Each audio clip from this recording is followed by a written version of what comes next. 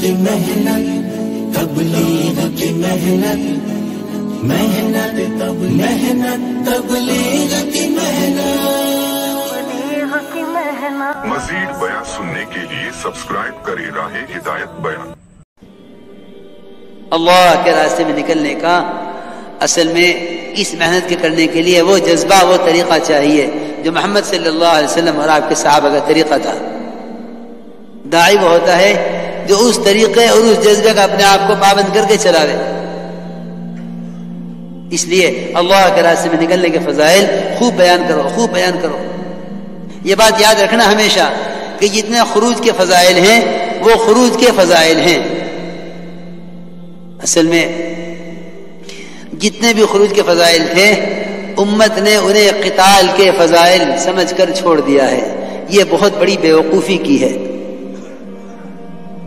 امت کے اندر جو ٹھہراؤ آیا ہے، جو جمود آیا ہے، اللہ کے راستے پھرنے کا جو جذبہ ختم ہوا ہے، وہ صرف اس لیے کہ یوں سمجھتے ہیں کہ یہ دھرے، یہ ساری آیتیں روایتیں قتال کے لیے ہیں، حالانکہ قتال انتہائی جہاد ہے۔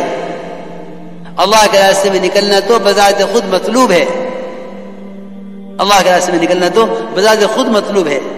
یہ تو ایک عارض ہے جو کبھی پیش آیا کبھی پیش نہ آیا۔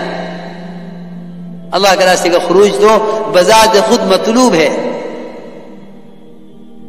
ہمارے جمود کا سبب یہ ہے کہ ہمیں نکلنے کے فضائل ہر وقت یاد نہیں رہتے۔ دیکھو تو صحیح، اللہ اکبر، حرمین کی نماز، ایک نماز 1 لاکھ کے برابر، لیکن اس سب کے باوجود اللہ کے راستے میں نکل کر عمل کرنے کی فضیلت حرمین کے عمل سے زیادہ ہے۔ حضور اکرم صلی اللہ علیہ وسلم نے اپنے صحابہ کو یہ بات اس لیے سکھلائی تھی، پڑھائی تھی، تاکہ میرے صحابہ میں، میری امت کے اندر جمود نہ پیدا ہو جاوے، ٹھہراؤ نہ پیدا ہو جاوے۔ جب مدینہ منورہ جس کے فضائل مسلم ہیں وہاں رہ کر عمل کرنا اللہ کے راستے میں نکل کر کرنے سے افضل نہیں ہے، تو میری آپ کی بستیوں کی کیا حیثیت رہ گئی کہ ہم یہ سمجھیں کہ یہاں رہ کر عمل کر لینا کافی ہے۔ اللہ کے راستے میں نکل کر عمل کرنا جب حرمین میں رہ کر کرنے سے افضل ہے، تو پھر میرے دوستوں خود ہی فیصلہ کرو، کیونکہ یہ بات کوئی خیالی بات نہیں ہے۔ عبداللہ بن رواحہ رضی اللہ تعالی عنہ جمعہ کی نماز پڑھنے کے لیے ٹھہر گئے۔ میں کہا تم گئے نہیں؟ عرض کیا کہ یا رسول اللہ جمعہ پڑھ کے چلا جاؤں گا۔ آپ نے فرمایا کہ صبح نکلنے والی جماعت تم سے 500 سال آگے چلی گئی۔ اگر خیال یہ ہے کہ بھئی خیر کے کام تو اور بھی ہیں، یہی تو نہیں ہے، تو میرے دوستو عزیزو، آپ نے یہ خیال بھی صاف کر دیا کہ اگر ساری دنیا کا مال تم خیر کی راہ میں خرچ کر دو تو صبح نکلنے والی جماعت کی فضیلت کو حاصل نہیں کر سکتے۔ یہ بھی آپ نے خیال صاف کر دیا کہ اگر ساری دنیا کا مال خیر کی راہ میں خرچ کر دو تو صبح جانے والی جماعت کی فضیلت حاصل نہیں کر سکتے۔ یہ بات صحابہ میں اس طرح چلی کہ حضرت عمر رضی اللہ عنہ کے زمانے میں یہ مسئلہ پیش آیا، اور پیش آیا تو معاذ کے ساتھ۔ حضرت معاذ رضی اللہ تعالی عنہ جو سارے صحابہ میں سب سے بڑے مفتی، وہ ٹھہر گئے جمعہ کی نماز پڑھنے کے لیے اور جماعت روانہ ہو گئی۔ حضرت عمر نے پوچھا معاذ تم گئے نہیں؟ عرض کیا کہ جمعہ پڑھ کے چلا جاؤں گا۔ آپ نے فرمایا، حضرت عمر نے فرمایا کہ معاذ کیا تم بھول گئے اللہ کے نبی نے کیا فرمایا تھا عبداللہ بن رواحہ سے؟ اس لیے میرے دوستو عزیزوں، یہ بات صحابہ سے صحابہ میں منتقل ہوتی ہوئی آ رہی تھی، لیکن افسوس کی بات یہ ہے کہ اس زمانے میں امت کے درمیان سے اللہ کے راستے کے خروج کے فضائل ختم ہو گئے، اور خروج کے فضائل کو ایسی چیز پر محمول کر دیا جو کبھی پائے جائے کبھی پائی نہ جاوے، جو ہر حال میں موجود نہیں ہے، اس پر عارض پر مستقل کے فضائل کو محمول کر دیا، عارض پر محمول کر دیا ہے مستقل کے فضائل کو، حالانکہ نکلنے کے مستقل فضائل ہیں۔ اس لیے میرے دوستو عزیزو، خوب فضائل ایسا نقد نکلنے کا مزاج بنایا کہ رات کی جماعت بن گئی۔ صحابہ نے عرض کیا کہ یا رسول اللہ ابھی جاویں صبح کو چلے جاویں؟ آپ نے فرمایا کیا تم جنت کے باغوں میں رات گزارنا نہیں چاہتے؟ میاں جی محراب صاحب ہمیں سنانے لگے رحمۃ اللہ علیہ کہ جماعت بن کے بیٹھی ہوئی تھی، حضرت تشریف لائے اندر سے کہ تم گئے نہیں؟ حضرت نے فرمایا، ساتھی نے کہا حضرت تو رات ہو گئی صبح نکل جائیں گے۔ حضرت نے فرمایا کیوں جنت کے باغوں میں رات گزارنا چاہتے؟ پھر صحابہ کی بات نقل کر کے فرمایا کہ جو اللہ کے راستے میں ہے وہ جنت کے باغوں میں ہے، جو اللہ کے راستے میں ہے وہ جنت کے باغوں میں ہے۔ ہمیں اس کا اتنا استحضار دھیان رکھنا پڑے گا۔ یہ تو بھائی دوستو کیا بتاؤں، یہ کہتا ہے نا جی 3 دن نہیں لگ رہے، چلا نہیں لگ رہا، سب اس لیے ہے کہ ابھی تک ہمارا جذبہ صحابہ والا جذبہ نہیں ہے۔ ورنہ دوستو عزیزو،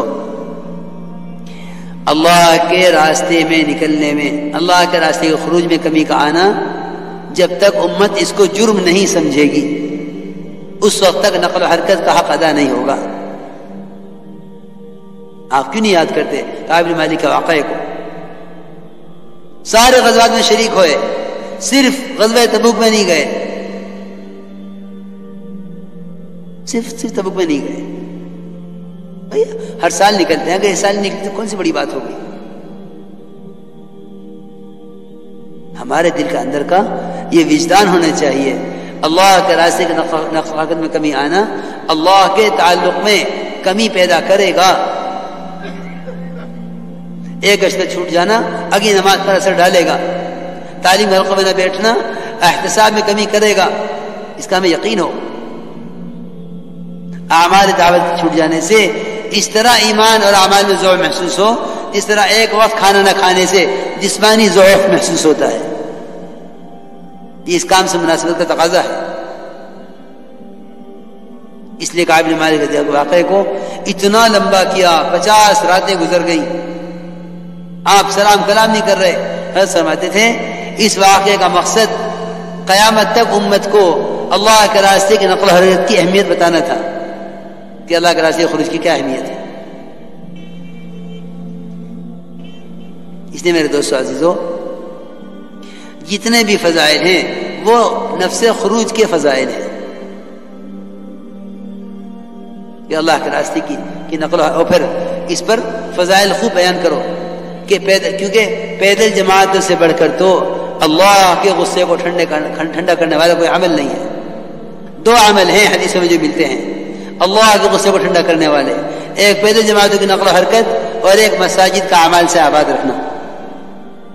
کہ حدیث میں آتا ہے کہ جو عذاب اللہ کے یہاں سے آنا مقدر ہو چکا ہوتا ہے وہ مسجد کے آباد کرنے والے کی وجہ سے ٹال دیا جاتا ہے، اور اللہ کے راستے کا پیدل چلنا جہنم کی آگ کو حرام کر دیتا ہے، جو اللہ کے غصے کا سب سے بڑا موقع ہے۔